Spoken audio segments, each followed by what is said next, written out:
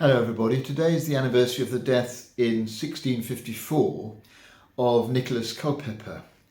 Perhaps not a well-known name, and he died at the young age, even for then, of 37.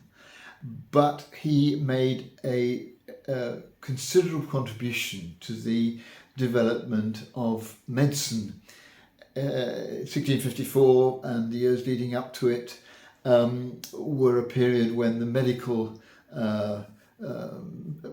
provision in London and elsewhere in the country was really stretched, and a lot of physicians were making quite a neat little amount of money out of charging their patients. But Nicholas Culpeper decided that he was not going to charge, and he managed to avoid this by using an awful lot of herbal medicine. This was his priority, was to cure people with medicines that could be just procured from the countryside. And he had remarkable success, sometimes seeing up to 40 people a morning, and he wouldn't charge any of them.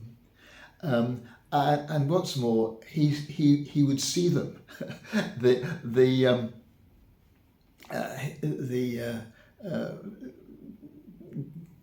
The physicians who charged for their services would sometimes simply ask for a urine sample and diagnose from that.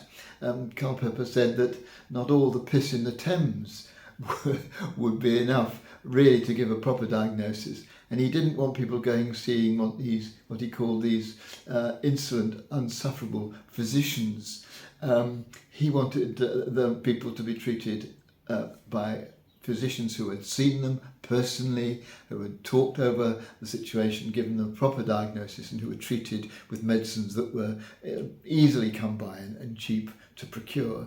And he wrote books too. He wrote the best known one's called The English Physician, and he wrote it in English so that people could read it, whereas a lot of the physicians wrote their works on medicine in Latin, so they were beyond the ordinary person. In other words, he brought medicine to the ordinary person and saw medicine as something which was not a commodity to be sold, but a common birthright.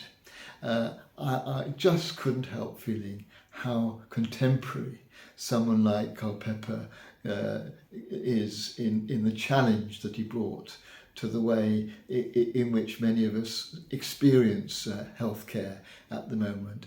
I mean, the National Health Service is clearly completely different from the kind of opportunism sought by physicians in Culpeper's time. But we still struggle sometimes to actually see a doctor, and often are prescribed things without really knowing what they do to us and for us. But we can't complain. I have just this morning been at St George's Hospital for an injection to deal with the macular degeneration in my eyes. And without me soliciting the information, the consultant told me that each injection costs the NHS £800. And when you think, for one thing, that makes you realise just why it is that the NHS is so short of money. But it also makes me enormously grateful that kind of service is there for me and for others who have similar conditions, as well as for many people who have different conditions with equally expensive remedies. We are enormously fortunate, but we do have this fear that the expense of all these things is going to take the NHS away from the reach of ordinary people, either because of lack of provision, lack of resources, or because of a change of policy about how it's funded. And I think that we need just to be absolutely sure that we back the Nicholas Culpepers of this world, who want to make sure that medical care is a provision that is a birthright and not a commodity.